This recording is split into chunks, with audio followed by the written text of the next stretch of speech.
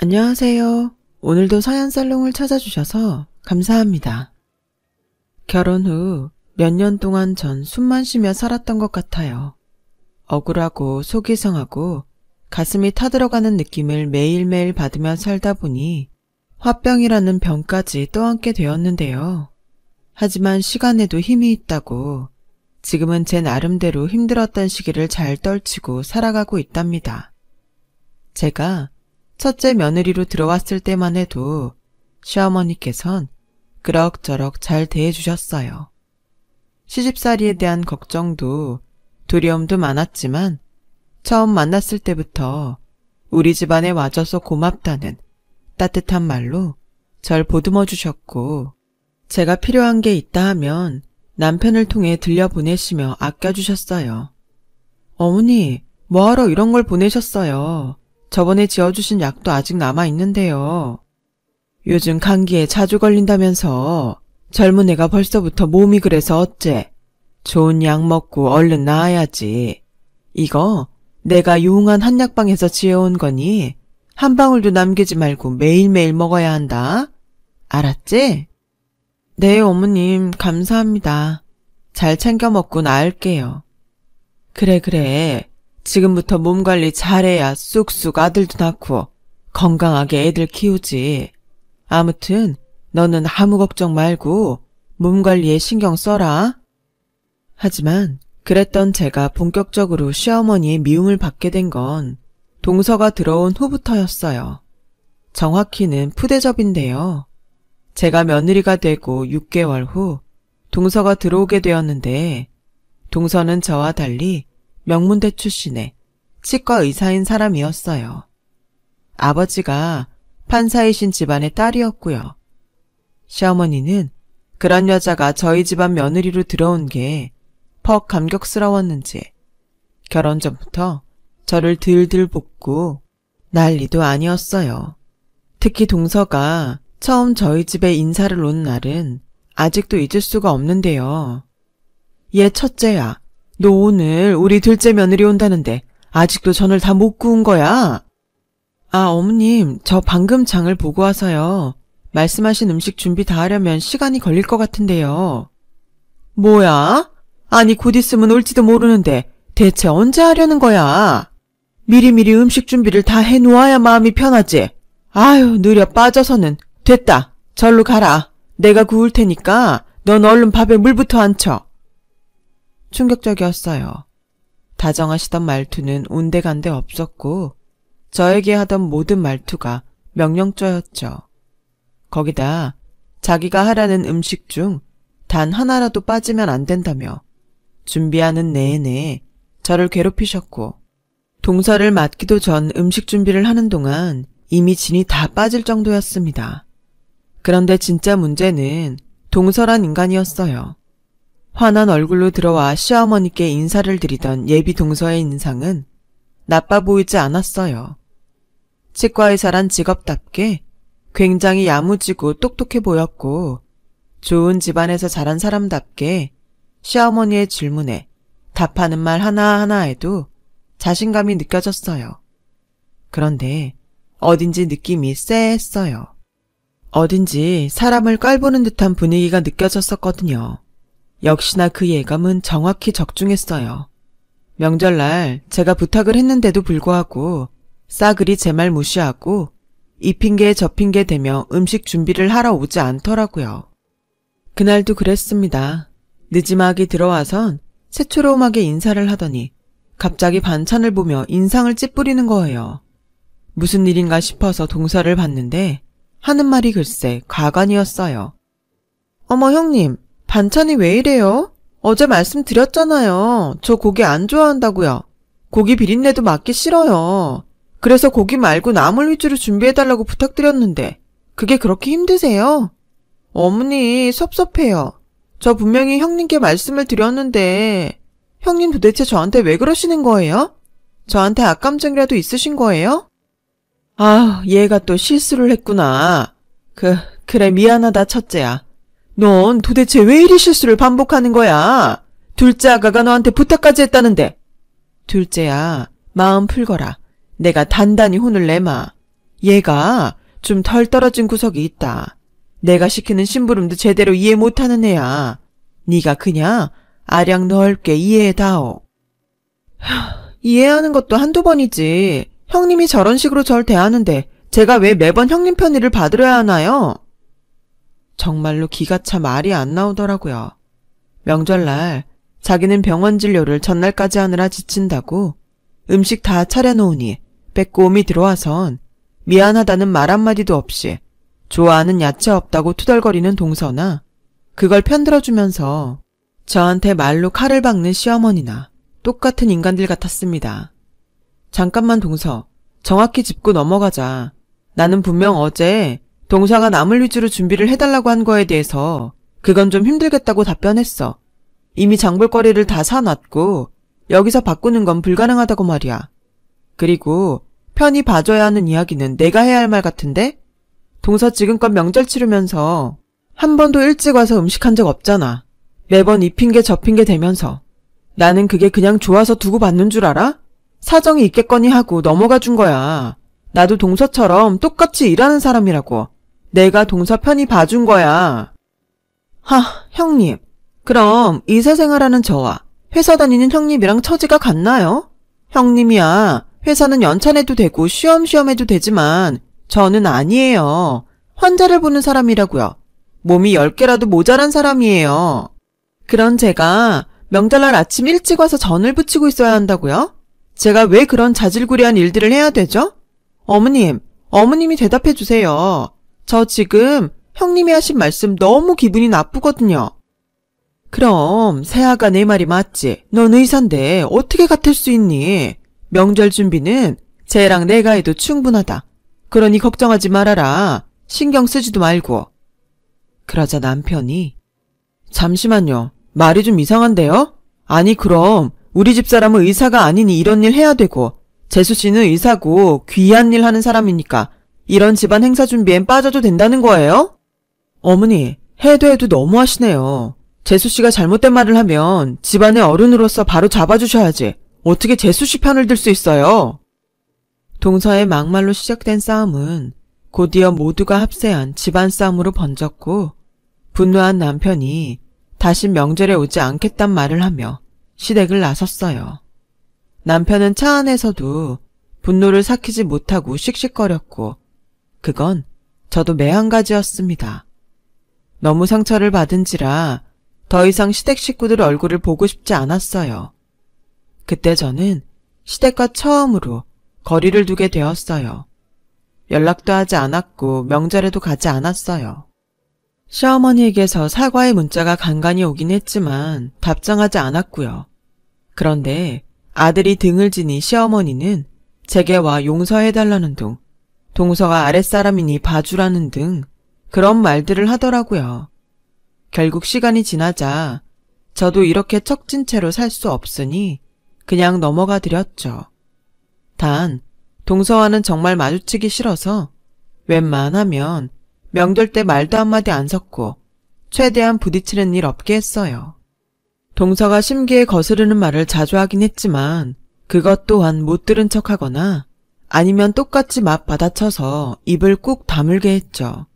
하지만 결정적으로 제가 마음을 다친 건 임신이 자꾸 안 되면서였어요. 얘, 또 소식이 없는 거야? 이제 좀 지겹다. 내가 이 아픈 허리로 교회에 나가 새벽 기도하면서 헌금을 한 달에 50만 원을 낸다. 그런데도 소식이 없으면 이거 너한테 무슨 문제라도 있는 거 아니니? 내 아들한테 문제가 있을 리는 없잖아. 어머니, 좀 기다려보세요. 저희도 노력하고 있어요. 그리고 저번에도 말씀드렸지만 아직 저도 사업이 자리 잡으려면 시간이 걸리고 그때까진 천천히 진행하고 싶어요. 아이도 안정적인 가정에서 자라야 더 좋잖아요. 그 말도 한두 번이지. 내가 이러다 몸에서 사리가 나오겠다. 내가 애초에 제 임신 안 되는 애인 거 알았으면 이 집안에 들이질 않았어. 시골 농부 딸을 내가 뭐 좋다고 우리 집안에 들였겠니? 우리 정용이가 어떻게든 쟤랑 결혼하겠다 해서 들인 거란 말이야. 그럼 애라도 순풍순풍 잘 낳아줄 것이지? 우리 아들 대 못 이으면 어떡하니? 아유, 여보. 시어머니는 그날 돌아가신 시아버지를 부르며 바닥을 뒹구셨어요. 근데 사실 애 못 가지는 게 저만의 문제도 아닐 것이고 또 남편이 회사를 막 나왔기 때문에 저희 집 형편상 아이를 바로 낳아 기르는 것도 약간 걱정이 되던 차였는데 시어머니는 그런 현실적인 문제는 안중에도 없이 오로지 손주만을 바라셨어요. 그것도 아들 손주요. 그렇게 시어머니의 닥달은 계속되었고 저도 남편도 지쳐갔습니다. 그러던 중 저희 부부는 난임 검사를 받게 되었고 부부 둘 다 정상이지만 원인 불명의 난임이라는 결과를 듣게 되었어요. 한마디로 시간이 필요하다는 말이었고 어쩔 수 없이 지금처럼 노력할 수밖에 없는 현실이었어요. 솔직히 막상 결과를 듣고 나니까 마음이 쓰리긴 했어요. 난임으로 고통받는 여자들이 지금도 많지만 저 때도 있었고 저도 그런 경우가 될까봐 무서웠거든요. 그런데 시어머니의 막말은 끝이 없더라고요. 심지어 그러던 중 동서가 임신을 하게 되면서 저는 정말로 찬밥 신세가, 아니 하녀 신세가 되어버렸는데요. 아우, 우리 둘째 아가가 임신을 했다고? 당연히 아들이겠지? 이 기특한 것, 첫째 며느리는 아무리 애를 써도 안 되는 걸 너는 아주 쉽게 해오는구나. 내가 예전에 점을 봤는데 나한테 며느리 복이 있단 말을 누가 했거든. 그게 대체 뭔 말인가 했는데 아가 널 보고 하는 말이었나 보다. 얘 첫째야, 너 과일 안 가까우고 뭐하니? 내가 임신한 며느리를 시켜야겠어? 어머님도 참, 아니에요 어머님. 제가 해야죠. 형님도 저번처럼 예민하게 나오시면 어쩌려고요. 저 형님 무서워서 이제 집안일은 제가 해야 마음이 놓인다니까요. 두 사람 이제 그만하세요. 또 저희 집사람 바보 만드는 겁니까? 아주버님 알겠어요. 누가 보면 제가 형님 괴롭히기라도 하는 줄 알겠네요. 형님, 과일 아직이에요? 저 너무 먹고 싶은데 배고파 죽겠어요. 동서는 은근슬쩍 저를 비꼬기 바빴고 시어머니는 임신이 안 되는 걸 탓하기라도 하는 듯 저를 시켜 먹으려고 했어요. 보다 못한 남편이 한마디 했지만 동서는 더더욱 얄밉게 굴었죠. 저는 그냥 묵묵히 과일을 깎아 내놓았어요. 차라리 이 집구석에 휘말릴 바에야 그냥 해달라는 대로 해주고 얼른 저희 집으로 가서 쉬는 게 나을 것 같았거든요. 그런데 시어머니가 기어이 선을 넘더군요. 예, 설거지거리 쌓여있더라. 얼른 마무리해야지. 놔두면 냄새난다. 내 성격 알지? 임신하면 어디 손도 못 쓰나요? 시어머니는 동서 과일도 못 갖게 하더니 이제는 설거지까지 저한테 다 떠맡기시더라고요. 동서는 당연하다는 듯 웃으며 저를 쳐다보고 있고요. 그러면서 저 때문에 형님이 고생이 많아요 하고 한마디 던지는데 열받아 죽는 줄 알았어요. 지금 사람 약 올리는 것도 아니고 말이죠. 제가 고생이 많은 줄 알면 본인이 나서야 할 텐데 엉덩이를 깔고 움직일 기미를 보이지 않으니 이건 그냥 저만 죽어라 고생하라는 말이었어요. 그렇다고 여기서 임신한 동서에게 설거지하라고 윽박지르는 것도 웃기고 하고 싶은 말이 목구멍까지 차올라 왔지만 부처님의 마음으로 겨우 참아 넘겼어요. 제가 쌓인 설거지를 하는 동안에도 두 사람은 계속해서 미주알 고주알 이야기를 이어갔어요. 하하호호 거실에서 웃음이 끊이지 않더군요. 아, 어머님, 이거 저번에 백화점 갔다가 어머님 생각이 나서 하나 사와봤어요. 어머님께 이 색깔이 너무 잘 어울릴 것 같은 거 있죠? 어머나 세상에, 이게 뭐야? 이거 그 유명한 샤넬 가방 아니야? 저번 달에도 하나 사주더니 생일도 아닌데 내가 이 귀한 걸 받아도 될지 모르겠구나. 아우 고마워라. 어쩜 넌 이리 이쁜 짓만 하는 거니? 아마도 겪어보신 분들은 이해하겠지만 두 사람의 이런 대화를 듣고 있으면 정말 인간이란 존재에 신물이 날 지경이었어요. 하지만 저들 사이에 끼어들고 싶지도 않았고 그렇다고 동서 수발을 들고 싶지도 않았기에 못 들은 척하고 제 할 일만 하다가 서둘러 집으로 돌아왔어요. 하지만 화는 가라앉지 않았죠. 그날 밤 속에서 천불이 나 잠에서 몇 번이나 깨었는지 모릅니다. 그런데 그렇게 시댁과 다시 거리를 두게 되었을 시기에도 명절은 늘 찾아오더군요. 임신한 동서는 당연히 그 어떤 일도 조금도 하지 않았기에 아침부터 밤까지 명절날 해야 하는 모든 일은 다 제 차지가 되어 있었어요. 아침부터 전 부치고 과일 깎고 온갖 짓을 다 하니 절로 윽 하는 신음소리가 흘러나오더라고요. 동서나 서방님이나 시어머니 모두 도와주는 척은 했지만 다들 아무도 적극적으로 나서지 않았어요. 정말 그야말로 척만 했거든요. 그날도 그랬어요. 시댁 식구들은 부엌에 들어와 도와줄까요? 묻더니 제가 대답도 하기 전에 거실로 홀라당 가버리고 남편만이 절 도와서 겨우겨우 명절 준비를 거의 끝내가던 참이었어요. 여보, 당신 고생이 많아. 얼른 이것만 끝내고 우리도 집 가자. 그래요. 나도 오랜만에 무리해서 그런가 허리가 뻐근하네. 그런데 그때였어요. 동서가 기어이 또 성질을 긁더군요. 고단하게 일을 다 끝내고 이제 좀 쉬겠다 싶었을 때 동서가 갑자기 저보고 그러는 거예요. 형님, 나 족발이 먹고 싶은데 족발 좀 사다 주면 안 돼요? 동서, 고기라면 질색하던 사람이 임신했는데 역하지 않아? 아니요. 오히려 임신하니까 고기가 더 땡기는 거 있죠? 저 족발 대짜로 사다 주세요. 부탁해요. 아우, 우리 아가가 족발이 땡기는구나. 그럼 얼른 사다 줘야지. 예, 이 돈으로 사와라.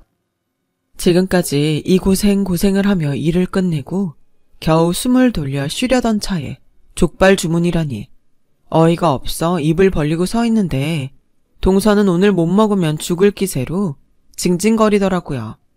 뱃속에 아이가 족발을 너무 원한대나? 족발 안 먹으면 오늘 잠을 못 잘 것 같다나 이런 말들을 하면서요. 동서, 미안한데 내가 지금 몸이 아파서. 여보, 당신이 좀 갔다 와줄 수 있어요? 알겠어. 내가 갔다 올게. 당신 쉬고 있어. 하루 종일 일했더니 도저히 이 몸으론 가기 힘들 것 같아 어쩔 수 없이 남편에게 부탁한 거였어요. 그런데 세상에 제가 뭐라 따질 새도 없이 시어머니가 다다다 쏘아 붙이더라고요. 아니, 그깟 족발 사오는 걸 무슨 우리 아들을 시킨단 거야. 너는 윗사람이 되어서 애가 먹고 싶다면 족발 좀 사올 수도 있지. 그게 그리 귀찮아? 됐다. 내가 사오마. 아가 기다려라. 내가 사올 테니. 그리곤 족발을 사러 나가셨습니다. 동서도 저에게 내심 섭섭하다는 말을 입모양으로 전하더군요. 대체 이게 뭔 상황인지 그때부터 서서히 견딜 수 없는 열이 올라오기 시작했어요. 동서는 아이처럼 신나하며 족발 언제 오나 기다리고 있고 제가 뭘 잘못했는지 모르는데 마치 죄인이 된 것 같은 분위기가 만들어졌더라고요. 동서는 분위기 파악도 하지 못하고 시어머니가 사온 족발이 앞에 차려지자 걸신 들린 사람처럼 허겁지겁 먹었어요. 그리고선 우물우물 거리더니 다음에 먹고 싶은 음식들을 주문하기 시작했어요. 시어머니는 그걸 하나하나 다 사왔고요. 동서도 대단했지만 그걸 하는 시어머니도 대단스러웠어요. 남편도 보면서 혀를 찼죠. 그 명절 뒤로도 동서와 시어머니 집이 가까우니 아마도 동서가 시어머니한테 이것저것 시키는 모양이었어요. 근데 시어머니도 동서가 시키는 수준이 감당이 안 되니 저에게 부탁을 하더라고요. 귤을 먹고 싶어하니 귤을 사와달라는 말부터 언제는 영화를 보고 싶어하니 어디 영화관에서 미리 영화 티켓 뽑고 기다리고 있으라 하더라고요. 그래서 어느 날은 이건 아니다 싶어 말했어요. 어머니, 왜 어머니도 그렇고 저도 왜 동서의 매번 말도 안 되는 부탁을 다 들어줘야 하나요? 임신했다고 해서 권리가 생기는 건 아니에요. 그것도 다른 사람 부려먹는 권리라면 더더욱 그렇고요. 이제 이런 걸로 연락하지 않으셨으면 좋겠어요. 이에 시어머니가 무어라 말할 것 같자 저는 남편과 나가봐야 한다며 전화를 끊어버렸어요. 근데 저희 시어머니도 참 즐기시더라고요. 어느 날 시댁에 김장을 하러 간 날이었는데요. 이날은 모든 게 터져버린 날이기도 했어요. 당연히 동서는 거실에서 TV 보며 놀고 있었고 저와 시어머니 둘이서만 김장을 하고 있었어요. 그런데 시어머니가 저에게 조용히 속삭이시더라고요. 얘, 너 내일 백화점 명품 매장 가서 3시간만 좀 서 있다가 가방 하나 받아와라. 얘가 추운 날엔 만삭인 채로 못 서 있으니까 내가 가려 했는데 도저히 허리가 안 좋아서 못 가겠다. 어머니, 말씀드렸잖아요. 저는 그런 거 좀 해줘라. 그거 뭐 어려운 일이라고. 고작 3시간인데 그게 그리 어려워. 시어머니를 그 추운 날 아침에 서 있게 해야겠냐? 시어머니는 본인이 감당이 안 되니 또다시 심부름을 저한테 떠넘기려는 거였어요. 그것도 괜히 저를 공격하면서요. 시어머니의 이런 못돼먹은 행태에 너무 화가 나더라고요. 제가 다시 한번 안 된다고 힘주어 말하려 하자 그때 동서가 뒤에서 이 얘기를 우연찮게 들었나 봐요. 이쪽으로 오더니 정말 인간이라면 할 수 없는 말들을 내려놓기 시작했어요. 형님, 저 정말 갖고 싶은 백이 있어서 그러는데 받아주시면 안 돼요? 동서, 미안한데 난 못해. 어머니께도 못한다고 말씀드렸어. 너무하시네요. 저는 가족이고 제가 임신도 했으니 형님이 해주실 거라고 생각했는데 제가 형님이라면 해줬을 거예요. 난 못해. 형님께서 정 안 된다고 하니 어쩔 수가 없네요. 그럼 형님에게 심부름값을 드릴게요. 됐죠? 이 정도면 사례로 충분하죠? 요즘 형편 어렵다고 들었거든요. 그러면서 동서가 건넨 건 기가 막히게도 바로 10,000원짜리 지폐였습니다. 저는 그 지폐를 보며 너무 당황스러워 할 말을 잃었어요. 그러다 저도 모르게 하고 싶었던 말을 폭포수처럼 쏟아내었어요.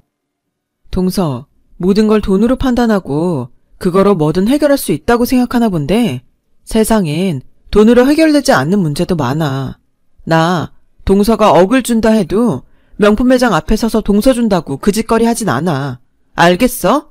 그러니까 사람 부려먹는 것도 정도껏 해. 기가 막혀. 형님, 애도 못 낳는 주제에 이 집안에 며느리로 오셨으면 당연히 저 받아들여야 하는 거 아닌가요? 어머님도 형님 부려먹어도 된다고 말씀하셨는데요. 마음껏 부탁해도 된다고요. 사실 저는 직업도 그렇고 집안도 그렇고 임신도 해서 이 집안에 기여하는 바가 큰데 형님은 아무것도 없으시잖아요. 고작 고졸 출신의 시골 농부 딸이라던데.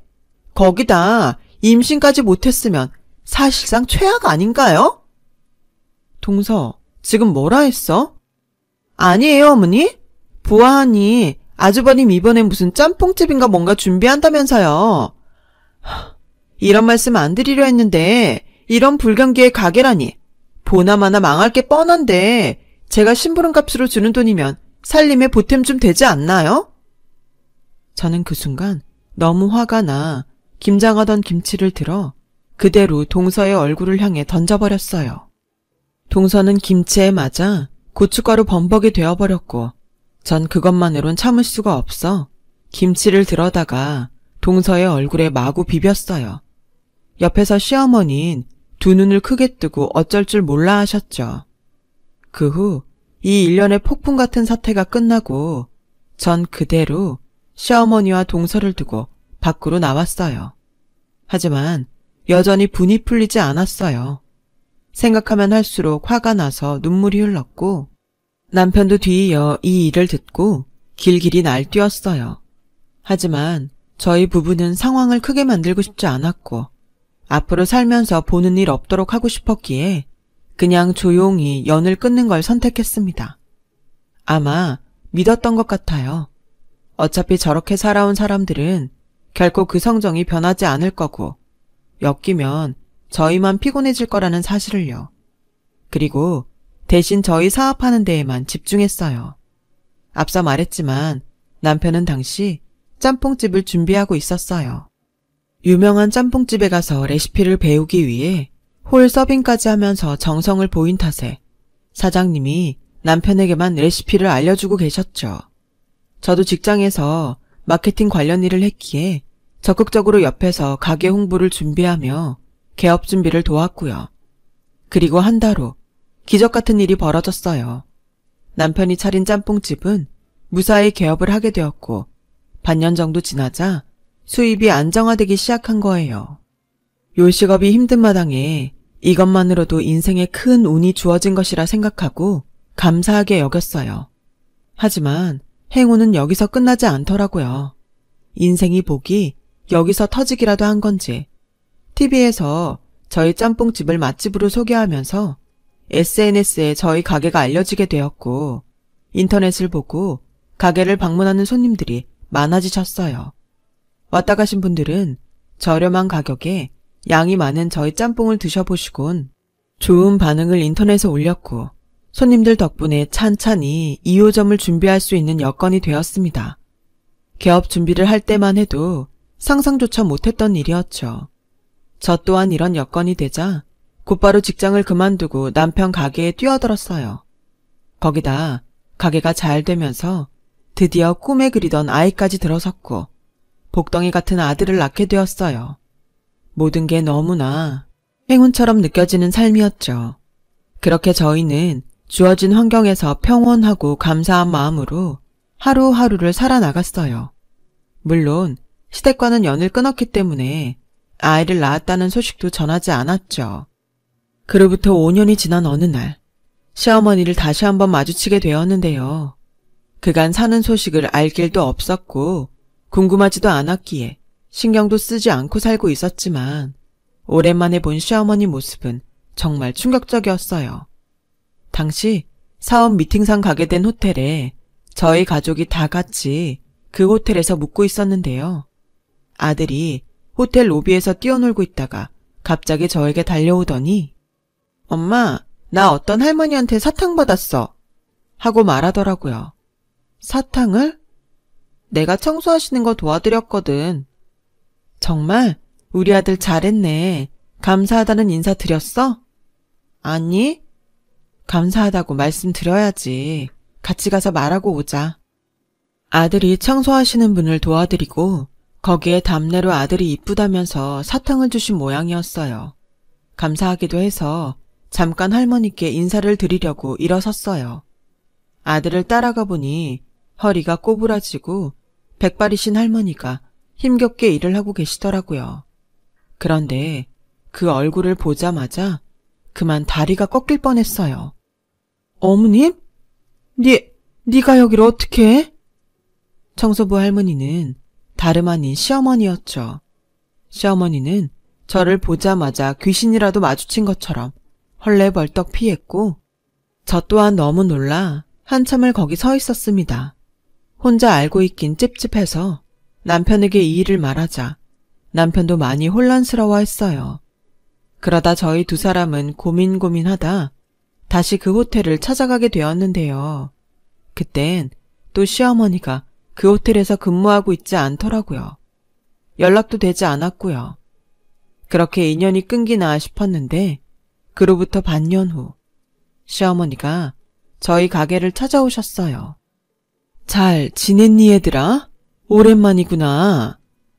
남루한 행색의 시모는 저희에게 대뜸 밥을 좀 줄 수 있냐고 물으셨고 저와 남편은 놀랐지만 일단 시모가 너무 힘들고 지쳐 보여 자리에 앉혀놓고 짬뽕을 내왔어요. 시모는 짬뽕 국물을 허겁지겁 들이키더니 어느 순간에 먹지도 못하고 눈물을 뚝뚝 흘리더라고요. 그러면서 그간의 이야기를 했습니다. 나도 몰랐는데 둘째 애기가 자기 아는 사람한테 의사 자격증을 빌려주고 그 자격 대여해준 조건으로 돈을 받았다더라. 근데 어느 날 신고로 그게 알려져서 면허를 박탈당했단다. 한참 술 먹고 다니면서 나한테도 욕짓거리하고 얼마나 못되게 구는지 그걸 다 받아줬다. 근데 어쩜 이럴 수가 있는지 우리 둘째까지 하던 사업까지 망하면서 큰 빚을 지게 된 거야. 심지어 사채까지 썼더라고. 며느리는 내 반지며 귀걸이며 값 나가는 귀금속까지 훔쳐서 달아났고 그 뒤로 두 애들이랑 다 연락이 되지 않어. 미안하다. 그냥 특히 며느라가 너한테 제일로 미안하다. 이 말 하려고 여기 왔다. 그리고 시어머니는 미안하단 말씀을 하시며 거듭 고개를 숙이셨어요. 남편도 저도 처음엔 그런 시어머니의 얘기가 끝나고도 할 말이 없더군요. 그래서 시어머니가 가실 때까지만 해도 멍하니 앉아 있었어요. 너무 당혹스럽고 충격적이어서 머리를 한 대 맞은 듯 했죠. 그런데 그때 저희 아들이 시어머니를 알아보았는지 다가가 아는 척을 하더군요. 엄마, 그 할머니야. 아들이 아는 척을 하자 시어머니는 화들짝 놀라셨고 제 아들의 손을 잡으며 어쩔 줄 몰라 하시더라고요. 그 모습을 보자 차마 시어머니를 내칠 수가 없었어요. 어찌되었건 아들에겐 할머니였으니까요. 결국 저도 시어머니 상태가 너무 안 좋아 보여서 그냥 보내기엔 마음에 걸렸고 시어머니를 집 안으로 일단 들였어요. 마음이 참 복잡했습니다. 이렇게 남루한 모습으로 찾아오니 가엾기도 하고 전에 당했던 일들이 생각나 괜히 분하기도 하고 그 이후 시어머니는 저희 아들을 돌봐주시면서 열심히 속죄하려 하셨어요. 저에게 진심으로 미안하다며 눈물을 지으시고 용서를 비셨죠. 그러다 보니 저도 이상하게 얼어있던 마음이 조금씩 풀리더라고요.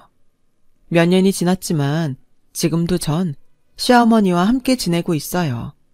시어머니는 과거 자신이 저질렀던 잘못을 뉘우치는 모습을 보여주고 계시고 또 용서하고 받아준 저에게 무척 고마워하고 있어요. 솔직히 가끔 시어머니를 보면 옛날의 일들이 떠오르기도 하지만 어쩐지 제게 진심으로 미안해하는 모습을 보면 그냥 그 상처도 좀 무뎌져 가는 느낌이 들어요. 참 이상하죠.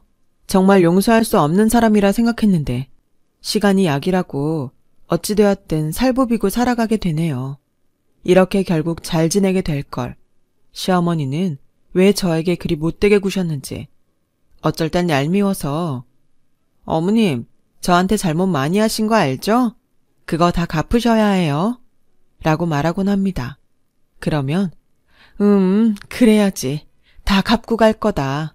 당연히 그럴 거야. 고맙다 며느라. 우리 며느리. 하면서 제 손을 잡아주세요. 아무튼 오늘 주저리 제 얘기를 해보았는데 쓰면서 어쩐지 옛날 생각도 나고 지난 과거를 흘려보내는 것 같아 마음에 많은 위안이 되었네요. 제 이야기는 여기까지입니다. 들어주신 분들 모두 감사하고요. 여러분의 가정에 평안함이 가득하길 바랄게요. 모두 건강하세요. 여러분, 사연 댓글에 응원과 현명한 조언 부탁드려요. 좋아요와 구독은 저에게 큰 힘이 됩니다. 오늘도 좋은 일 가득하세요.